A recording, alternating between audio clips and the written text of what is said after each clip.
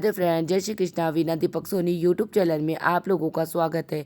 आज मैं आप लोगों को इस वीडियो के माध्यम से ज्येष्ठ मास की पूर्णिमा तिथि की पूजा विधि के बारे में बताऊंगी। साथ ही आप जिसने वट सावित्री व्रत की पूजा विधि अमावस्या पे नहीं की, क्या वह पूर्णिमा व्रत पे कर सकती है क्या, उसके बारे में भी आप लोगों को बताऊंगी। तो आप वीडियो को प्रारंभ से लेकर अंत तक पूरी ध्यानपूर्वक सुनना।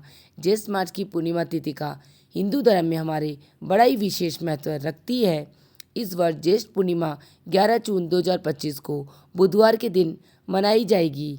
यह दिन व्रत, दान और पूजा पाठ के लिए बहुत पवित्र माना जाता है।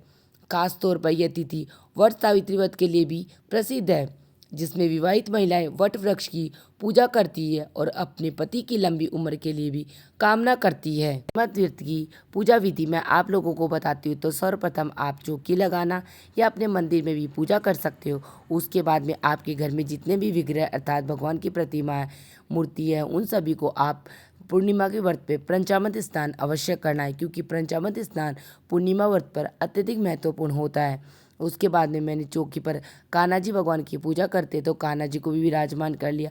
उसके बाद में भगवान विष्णु और माता लक्ष्मी को भी गंगा जल से स्नान करा के मैंने विराजमान कर ली। और गणेश जी भगवान का सिंहासन देखा। आप सबको पता है पूर्णिमा की पूजा विधि में चावल का भी अत्यधिक महत्व है, तो आप इस दिन पूर्णिमा व्रत पर खीर अवश्य बनाना। उसके बाद भगवान आप सालक राम जी की भी पूजा करती है, तो उन्हें भी पीले वस्त्र बिछाकर भगवान को विराजमान कर ले। आज के दिन आप भगवान के जितने भी रूप विग्रह होते हैं, उन सभी की पूजा आप आराधना कर सकते हैं। आप अपने मंदिर में भी कर सकते हैं और अलग से चौकी भी लगा सकते हैं।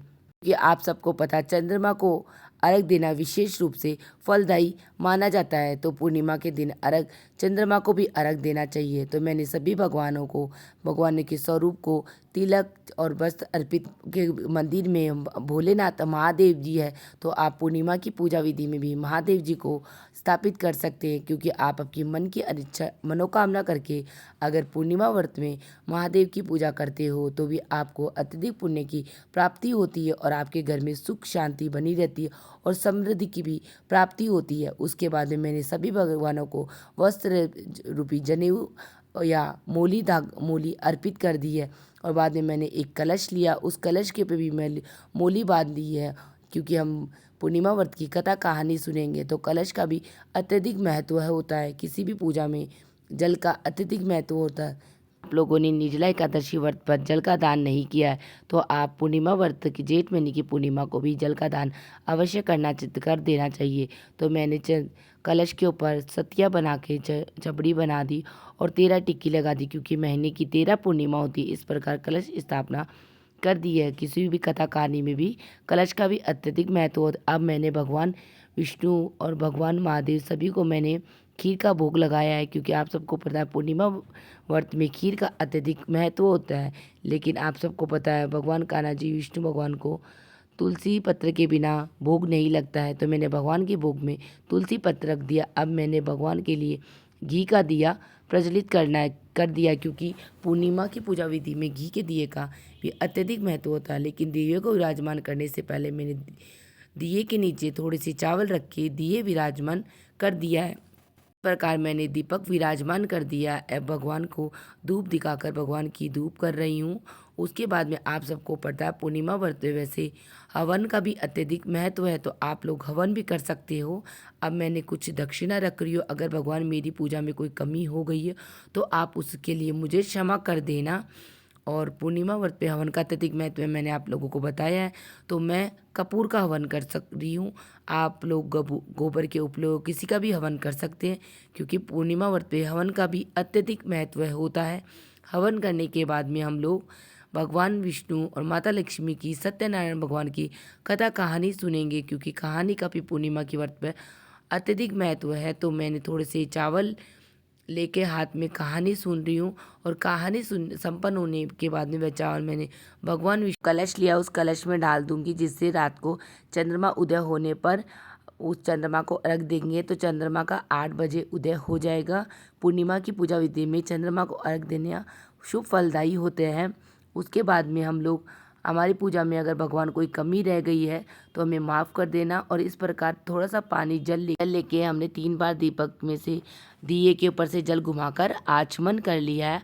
अब हम भगवान विष्णु माता लक्ष्मी की आरती करेंगे। सर्वप्रथम हम गणेश जी की आरती करेंगे, क्योंकि किसी भी पूजा में गणेश जी भगवान का अत्यधिक महत्व है। तो मैंने सर्वप्रथम गणेश जी भगवान की आरती की, उसके बाद में भगवान महादेव की आरती की, उसके बाद में पूर्णिमा व्रत में भगवान विष्णु और माता लक्ष्मी की आरती का भी अत्यधिक महत्व है, तो मैंने उनकी भी आरती कर ली है।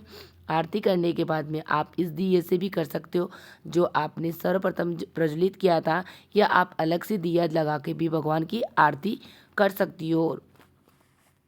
में भगवान से क्षमा याचना कर लेते कि अगर हमारी पूजा में भगवान कोई कमी हो गई है तो उसके लिए आप हमें माफ़ कर देना। वे अमावस्या पर वट वृक्ष की पूजा नहीं की है तो वह पूर्णिमा व्रत पर भी वट वृक्ष की पूजा कर सकता है। महिलाओं को वट वृक्ष की परिक्रमा करते हुए धागा लपेटना चाहिए और सावित्री और सत्यवान की भी कथा सुननी चाहिए। शाम को चंद्रमा को दूध और जल से अर्घ दे और ब्राह्मणों को कुछ दान दक्षिणा भी अवश्य करना चाहिए। इस मास की पूर्णिमा में हमें कुछ कार्य करने से भी बचना चाहिए, जैसे कि हमें बाल नहीं धोना चाहिए, नाखून नहीं काटने चाहिए, तामसिक भोजन को भी सेवन नहीं करना चाहिए, काले वस्त्र पहनना, वाद विवाद करना अशुभ माना जाता है। व्रत के दौरान संयम और सात्विकता का पालन करना चाहिए। यदि आप जीवन में सुख, शांति और वैवाहिक जीवन आनंद में चाहते हैं तो इस दिन आपको पीपल या वट वृक्ष की भी पूजा करनी चाहिए और चंद्रमा को अर्घ्य देना भी अत्यधिक शुभ फलदायी होता है। और जेठ के महीने में अत्यधिक गर्मी होती है तो आप जल, वस्त्र, कपड़े, अन्न आदि सभी का दान कर सकते हैं। और पूर्णिमा के व्रत में दिन आप सीधे का भी दान कर सकते हैं। आप चावल, दूध, घी, इनका अत्यधिक महत्व होता है पूर्णिमा व्रत में, तो आप इन सभी चीज़ों का दान अवश्य कर सकती हो। आपने निर्जला एकादशी व्रत पर भी कुछ दान रह गए हैं, वह भी आप सब इसी व्रत में पूर्ण कर सकते हो। इस प्रकार अगर आप सच्चे मन से वट सावित्री वृक्ष की पूजा करती है और साथ ही पूर्णिमा व्रत की भी पूजा विधि करते हो तो आपको अखंड सौभाग्यवती रहने का भी आशीर्वाद प्राप्त हो सकता है। आप सभी को पता है कि पूर्णिमा सुहाग देने वाली होती है, तो आप सभी इस दिन सुहाग की सामग्री अभी दान कर सकते हो। और ज्येष्ठ मास के महीने में वैसे ही अत्यधिक गर्मी होती है तो आप पंखा, जल, ऋतु फल ये सभी भी दान कर सकती हो। पूर्णिमा के व्रत में हमें पूर्णिमा के व्रत वाले दिन सर नहीं धोना है, उसे एक दिन पहले ही आप सर धो लेना। और साथ ही आपको पूर्णिमा व्रत की पूजा विधि में तुलसी दल पत्र और तुलसी दल अवश्य रखना, लेकिन आप तुलसी पत्र तुलसी दल एक दिन पहले ही तोड़ लेना, क्योंकि तुलसी पत्र तुलसी दल पूर्णिमा के व्रत वाले दिन नहीं तोड़ा जाना जाता है। इसी के साथ मेरी ये वीडियो यहीं समाप्त होती है। आप सबको मेरी पूर्णिमा व्रत की पूजा विधि जानकारियाँ कैसी लगी मुझे कमेंट बॉक्स में जय श्री कृष्णा लिख के ज़रूर बताना। और वीडियो पसंद आई तो वीडियो को लाइक करना और चैनल को सब्सक्राइब करना, जिससे आने वाली वीडियो का नोटिफिकेशन आप लोगों को प्राप्त हो सके। वीडियो देखने के लिए आप सभी का धन्यवाद। मिलते हैं नेक्स्ट वीडियो में। जय श्री कृष्णा, राधे राधे फ्रेंड।